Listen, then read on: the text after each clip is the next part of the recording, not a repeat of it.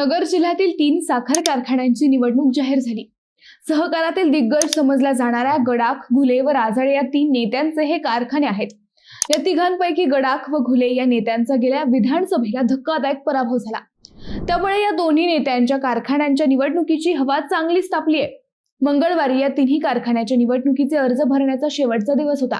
त्यापैकी सोनईच्या मुळा कारखान्यावर विरोधकांचा प्रभाव जास्त दिसला नाही। 21 संचालकांपैकी मुळाच्या अनेक जागा बिनविरोध होण्याची शक्यता आहे, परंतु नेवाशाचा ज्ञानेश्वर व पाथर्डीचा वृद्धेश्वर कारखान्याची निवडणूक मात्र रंगतदार होण्याची शक्यता वाढली आहे। त्यातल्या त्यात ज्ञानेश्वर कारखान्यासाठी शेवटच्या दिवशी 21 जागांसाठी तब्बल 240 अर्ज दाखल झाले आहेत।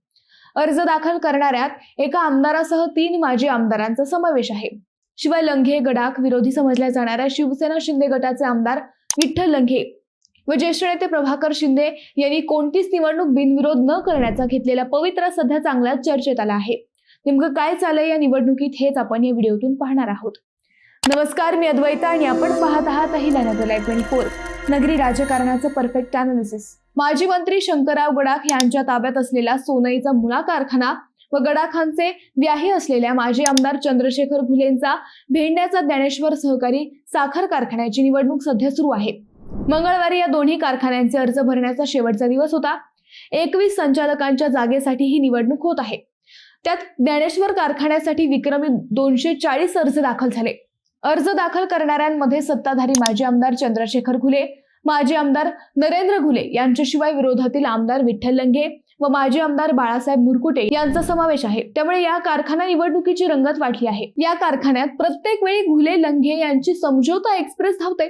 यावेळी असंच होईल असं बोललं गेलंय, परंतु आमदार लंघे यांच्यासह शिवसेनेचे ज्येष्ठ नेते प्रभाकर शिंदे यांनी जास्त लक्ष घातल्याने ही निवडणूक रंगात आली आहे। याशिवाय सोनईच्या मुळा कारखान्यात 21 जागांसाठी 94 अर्ज दाखल झाले। त्यापैकी 81 अर्ज हे सत्ताधारी माजी मंत्री शंकरराव गडाख गटाचेच आहेत। विरोधी आमदार लंघे व प्रभाकर शिंदे गटाकडून फक्त 13 अर्ज दाखल झाले। 8 जागांवर विरोधी गटाला उमेदवारच मिळालेला नाही। परंतु या निवडणुकीत सत्ताधारी गटाकडून उमेदवारांवर दबाव टाकला जात असल्याचा थेट आरोप प्रभाकर शिंदे यांनी केलाय। प्रसार माध्यमांशी बोलताना शिंदे यांनी गडाख व घुलेंवर गंभीर आरोप केले।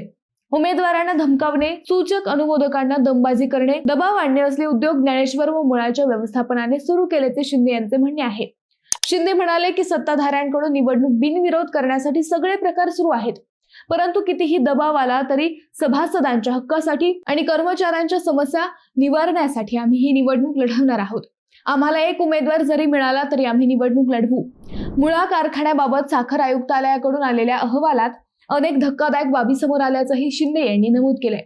सभासदांच्या ऊसाचं वजन व्यवस्थित न करणे, काटा मारणे, कर्मचाऱ्यांचे 6 ते 8 महिन्यांचे पगार थकवणे, सभासदांच्या नावावर कर्ज काढणे, आकडे फुगवून प्रमाणापेक्षा जास्तीचे कर्ज घेणे असे प्रकार मुळा कारखान्याने केल्याचा आरोप प्रभाकर शिंदे यांनी केलाय।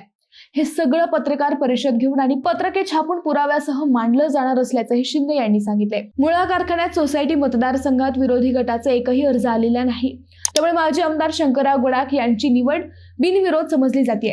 याशिवाय इतर मागासवर्गीय व अनुसूचित जाती मतदारसंघात तसेच घोडेगाव गटामध्येही एकही विरोधी अर्ज दाखल झालेला नाही। त्यामुळे तब्बल 8 जागा बिनविरोध होतील असे सांगितले जात आहे। परंतु ज्या जागेवर निवडणूक होईल त्या सर्व जागा पूर्ण ताकदीने लढवण्याचा निर्धार शिवसेना नेते प्रभाकर शिंदे यांनी केलाय। दुसऱ्या बाजूने विचार केला तर विरोधी भाजप व शिवसेना शिंदे गटात समन्वय नसल्याने प्रत्येक गटात त्यांना उमेदवार मिळाला नसल्याच्या चर्चा आहेत। परंतु या चर्चा असल्या तरी 21 पैकी 13 जागांवर जिंकून कारखान्यावर सत्ता आणण्याचा मनोदय शिंदे लंघे गटाने व्यक्त केला असून त्या दृष्टीने तयारीही सुरू केली आहे। मित्रांनो, या तिन्ही कारखान्यांच्या निवडणुका होतील का? निवडणुका झाल्यास तर प्रभाकर शिंदे, आमदार लंघे यांचे पॅनल जिंकू शकते का? तुम्हाला काय वाटते हे आम्हाला कमेंट करून नक्की कळवा। शिवाय व्हिडिओ आवडला असेल तर चॅनलला सबस्क्राईब करून व्हिडिओला लाईक करायला विसरू नका। पुन्हा भेटू नव्या विषयावर, तोपर्यंत धन्यवाद।